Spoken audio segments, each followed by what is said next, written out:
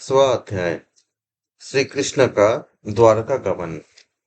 शौनक जी ने पूछे, धार्मिक शिरोमणि महाराज युधिष्ठिर ने अपने पैतृक संपत्ति को हड़प जाने के इच्छुक से आतताइयों का नाश करके अपने भाइयों के साथ किस प्रकार से राज्य शासन किए और कौन कौन से काम किए, क्योंकि भोगों में तो उनकी प्रवृत्ति थी ही नहीं। तब सूत जी कहते हैं कि संपूर्ण सृष्टि को उज्जीवित करने वाले भगवान श्री हरि परम परस्पर की कलहाग्नि से दग्ध कुरुवंश को पुनः अंकुरित कर और युधिष्ठिर को उनके राज्य सिंहासन पर बैठाकर बहुत प्रसन्न हुए। भीष्म पितामह और भगवान श्री कृष्ण के उपदेशों के श्रवण से उनके अंतःकरण में विज्ञान का उदय हुआ और भ्रांति मिट गई। भगवान के आश्रय में रहकर वे समुद्र पर्यंत सारी पृथ्वी का इंद्र के समान शासन करने लगे। भीमसेन आदि उनके भाई पूर्ण रूप से उनकी आज्ञाओं का पालन करते थे। युधिष्ठिर के राज्य में आवश्यकता अनुसार यथेष्ट वर्षा होती थी। पृथ्वी में समस्त समस्त अभिष्ट वस्तुएं पैदा होती थी। बड़े बड़े थनों वाली बहुत से गौवें प्रसन्न रहकर गौशालाओं को दूध से सींचती थी। मतलब पर्याप्त दूध हमें मिलते थे, पर्याप्त दूध देते थे जितने भी गौ माताएं थी। नदियां, समुद्र, पर्वत, वनस्पति, लताएं और औषधियां प्रत्येक ऋतु में यथेष्ट रूप से अपनी अपनी वस्तुएं राजा को देते थे। अजात शत्रु महाराज युधिष्ठिर के राज्य में किसी प्राणी को कभी भी आधि व्याधि अथवा दैविक भौतिक और आत्मिक क्लेश नहीं होते थे। अपने बंधुओं को शोक मिटाने के लिए अपने बंधुओं का शोक मिटाने के लिए अपनी बहन सुभद्रा की प्रसन्नता के लिए भगवान श्री कृष्ण कई महीनों तक हस्तिनापुर में ही रहे। फिर जब उन्होंने राजा युधिष्ठिर से द्वारका जाने की अनुमति मांगे, तब राजा ने उन्हें अपने हृदय से लगाकर स्वीकृति दे दिए।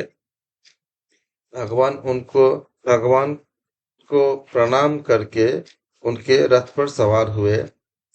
कुछ लोगों को अर्थात समान उम्र वालों को उन्होंने आलिंगन किया और कुछ जो छोटे उम्र वालों को जो जो जो उनसे छोटे थे उन छोटे ने उनका प्रणाम किया। उस समय सुभद्रा, द्रौपदी, कुंती, उत्तरा, गांधारी, धृतराष्ट्र, युयुत्सु, कृपाचार्य, नकुल, सहदेव, भीमसेन, धौम्य और सत्यवती आदि सब मूर्छित से हो गए क्योंकि उनको बहुत दुख हो रहा था। वे सांगपानी श्री कृष्ण का विरह नहीं सहन कर पा रहे थे। भगवत सत्पुरुषों के संग से जिसका दुस्संग छूट गया है, वह विचारशील पुरुष भगवान के मधुर मनोहर सुयश को एक बार भी सुन लेने पर फिर उसे छोड़ने की कल्पना भी नहीं कर सकते थे।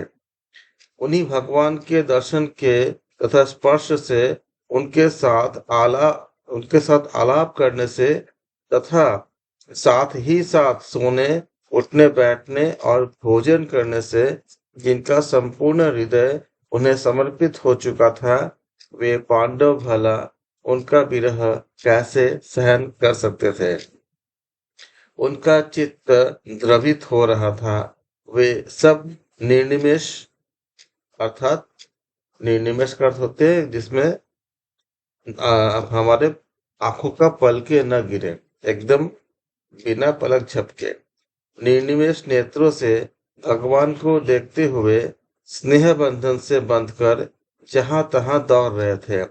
भगवान श्री कृष्ण के घर से चलते समय उनके बंधुओं की स्त्रियों के नेत्र में, उनके जो बंधु थे उनके स्त्रियों के नेत्र में उत्कंठावश उमड़ते हुए आंसुओं से भर आए, परंतु इस भय से कि कहीं यात्रा के समय पशकुन न हो जाए या अशकुन न हो जाए, उन्होंने बड़ी कठिनाई से उन्हें रोक लिया।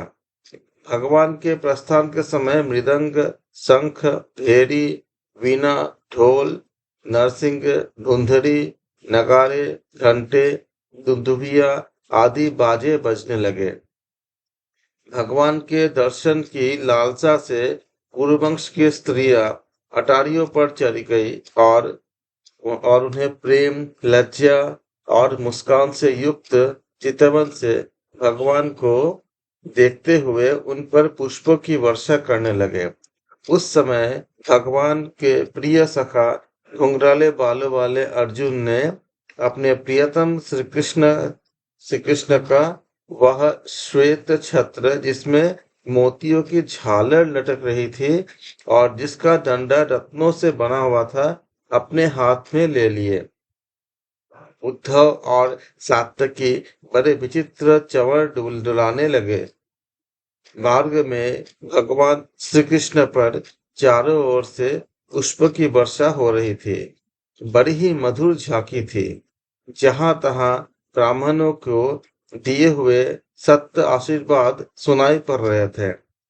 वे सगुन भगवान तो अनुरूप थे ही, क्योंकि उनमें सब कुछ है, परंतु निर्गुण के अनुरूप नहीं थे, क्योंकि उनमें कोई प्राकृतिक गुण नहीं है।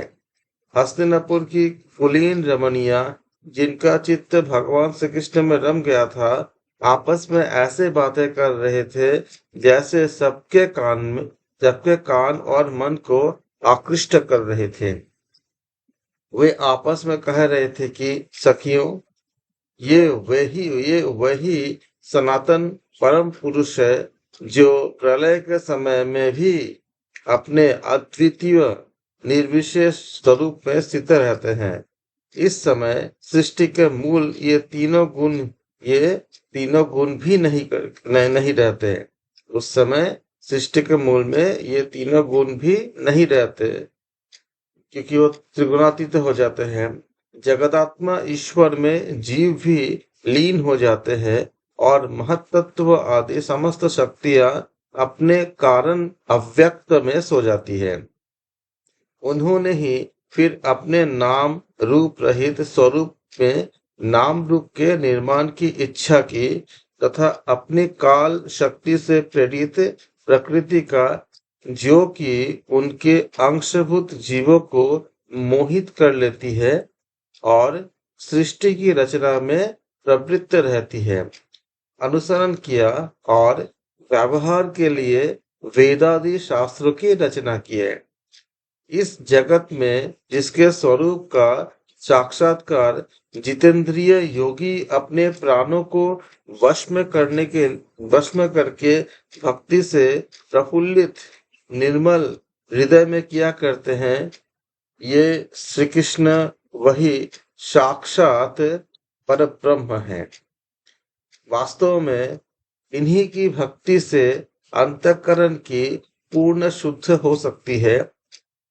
सखी, वास्तव में ये वही है जिनके सुंदर लीलाओं का गायन वेदों में और दूसरे गोपनीय शास्त्र इत्यादि में, व्यासादि में रहस्यवादी ऋषियों ने किए हैं, जो एक अद्वितीय ईश्वर है और अपनी लीला से जगत की सृष्टि, पालन तथा संहार करते हैं, परंतु उनमें आसक्त नहीं होते। जब तामसी बुद्धि वाले राजा अधर्म से अपना पेट पालने लगते हैं, तब यही सप्त गुण को स्वीकार कर ऐश्वर्य, सत्य, रित, दया और यश प्रकट करते हैं और संसार के कल्याण के लिए युग युग में अनेकों अवतार धारण करते हैं। अहो, यह यदुवंश परम प्रशंसनीय है, क्योंकि लक्ष्मीपति पुरुषोत्तम श्री कृष्ण ने जन्म ग्रहण करके इस वंश को सम्मानित किए हैं। वह पवित्र मधुबन मतलब ब्रजमंडल भी अत्यंत धन्य है, जिसे इन्होंने अपने शैशव एवं किशोरावस्था में घूम घूम कर सुशोभित किए हैं। बड़े हर्ष की बात है कि द्वारका ने स्वर्ग के यश का तिरस्कार करके पृथ्वी के पवित्र यश को बढ़ाए हैं। क्यों न हो, वहां की प्रजा अपने स्वामी भगवान श्री कृष्ण को जो बड़े प्रेम से मंद मंद मुस्कुराते हुए उन्हें कृपा दृष्टि से देखते हैं, निरंतर निहारते रहते हैं। सखी, जिनका इन्होंने पाणिग्रहण किया है, उन स्त्रियों ने अवश्य ही व्रत, स्नान, हवन आदि के द्वारा इन परमात्मा की आराधना की होगी, क्योंकि वे बार बार इनकी उस अधर सुधा का पान करती है, जिसके स्मरण मात्र से ही ब्रजबालाएं आनंद से मूर्छित हो जाया करती थी। वे स्वयंवर में शिशुपाल आदि मतवाले राजाओं का मान मर्दन करके जिनको अपने बाहुबल से हर लाए थे, तथा जिनके पुत्र प्रद्युम्न, सांब, आम्ब आदि है, वे रुक्मिणी आदि 8 पटरानियों और भौमासुर को मारकर लाई हुई जो इनकी हजारों अन्य पत्नियां हैं, वे वास्तव में धन्य हैं, क्योंकि इन सभी ने स्वतंत्रता और पवित्रता से रहित श्री जीवन को पवित्र और उज्जवल बना दिया है। क्योंकि इन सभी ने स्वतंत्रता और पवित्रता के साथ स्त्री जीवन को पवित्र और उज्जवल बना दिया है। इनकी महिमा का वर्णन क्या करें, क्योंकि जो भगवान श्री कृष्ण के साथ अनन्य भक्ति से ईश्वर के हृदय में वास करते हैं, पवित्रता, स्वतंत्रता उनके पास हमेशा सदैव उनके समक्ष खड़े रहते हैं, हमेशा उनके साथ रहते हैं।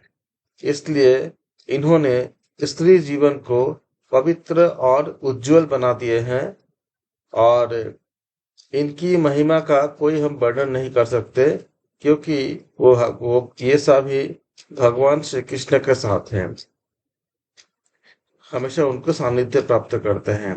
इनके स्वामी साक्षात कमल नयन भगवान श्री कृष्ण है, जो नाना प्रकार की प्रिय चेष्टाओं तथा परिजातादि प्रिय वस्तुओं की भेंट से इनके हृदय में प्रेम आनंद की अभिवृद्धि करते हुए कभी एक क्षण के लिए भी इन्हें छोड़कर दूसरी जगह नहीं जाते। हस्तिनापुर की स्त्रियां इस प्रकार बातचीत कर ही रही थी कि भगवान श्री कृष्ण मंद मुस्कान और प्रेम पूर्ण चितवन से उनका अभिनंदन करते हुए वहां से विदा हो गए।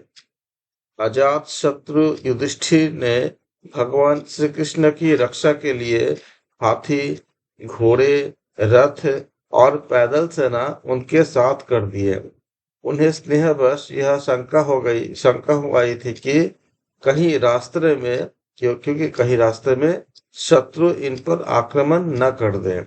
सुदृढ़ प्रेम के कारण कुरुवंशी पांडव भगवान के साथ बहुत दूर तक चले गए। वे लोग उस समय भावी विरह से व्याकुल हो रहे थे। भगवान श्री कृष्ण ने उन्हें बहुत आग्रह करके विदा किए और सात्यकी, उद्धव आदि प्रेमी मित्रों के साथ द्वारका की यात्रा किए। शौनक जी वे कुरुजंगल, पांचाल, सूरसेन, यमुना के तटवर्ती प्रदेश, ब्रह्मावर्त, कुरुक्षेत्र, मत्स्य, सारस्वत और मरुध्वन्व देश को पार करके सौबीर और आभीर देश के पश्चिम अनर्त देश में आए। उस समय अधिक चलने के कारण भगवान के रथ के घोड़े कुछ थक गए थे। मार्ग में स्थान स्थान पर लोग उपहार आदि द्वारा भगवान को सम्मान करते थे। सायंकाल होने पर वे रथ से भूमि पर उतर आते थे और आकर जलाशय जाकर संध्या बंदन करते थे। ये उनके नित्यचर्या थी। इस प्रकार 10वां अध्याय समाप्त होते हैं। कल हम 11वां अध्याय का हम वर्णन करेंगे। 11वां अध्याय में द्वारका में श्री कृष्ण का राजकीय मत के अनुसार, राजकीय विधि विधान के अनुसार स्वागत होता है। हम इसको बहुत अच्छे से हम इनको हम कल पाठ करेंगे और हम श्रवण करेंगे। आप सबके अंदर जो परमात्मा विद्यमान है, मैं उन परमात्मा को प्रणाम करता हूँ। आप सबका बहुत बहुत धन्यवाद।